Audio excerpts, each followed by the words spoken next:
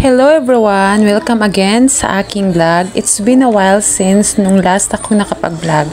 Kasi nga medyo busy, but now I'm back. At this time nga pala ay birthday ko at dinala ko yung family ko dito sa napakagandang lugar na ito dito sa Lake Cebu. Ito po ay sa Lake Cebu, South Cotabato.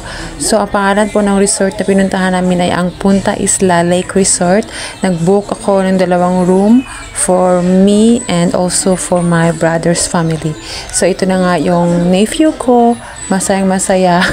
At habang nasa room sila ay nanonood muna ng mga cartoons at saka tingnan mo naman kung gaano ka-cute. So ito na nga, dito kami naghihintay habang naghihintay sa aming pagkain. So later ay lalabas kami para kumain. Dito lang din sa resort kami kakain.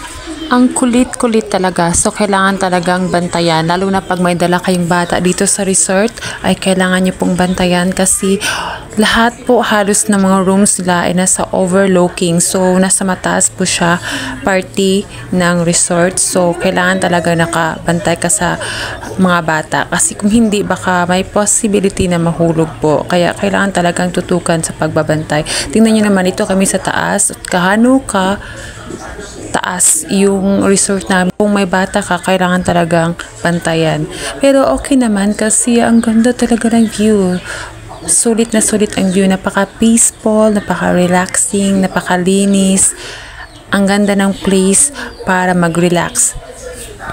At ito nga pala yung labas ng room. Tingnan nyo naman, mayroon silang upuan at saka table na pwede kayong mag-coffee, mag-breakfast at kung pwede kayong kumain at mayroon silang terrace. At ito yung view na bubungad sa'yo pagka-open mo ng door. Ang ganda, napaka-relaxing ng view. Makikita mo ang napakalawak na lake ng Lake Cebu.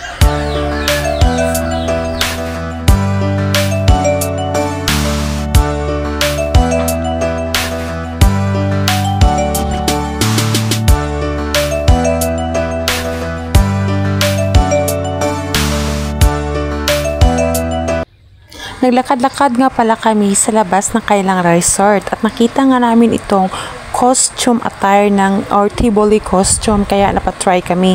At kung gusto nyo palang i-avail ay pwede kayong mag-avail nito. Babayaran nyo lang po yung costume, by person po yung bayad dito.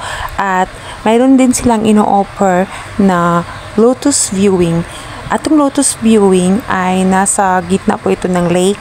Kung gusto mo makita yung pag-bloom ng lotus ay pwede nyong puntahan ito.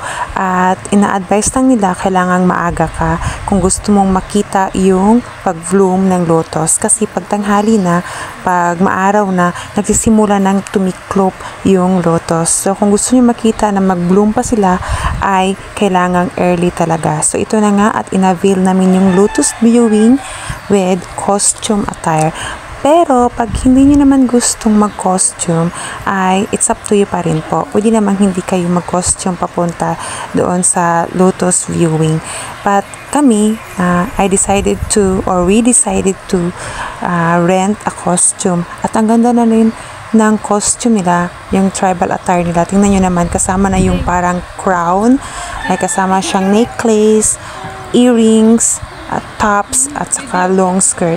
At ito na nga kami ng family ko papunta na sa Lotus and we're so excited to see the Lotus.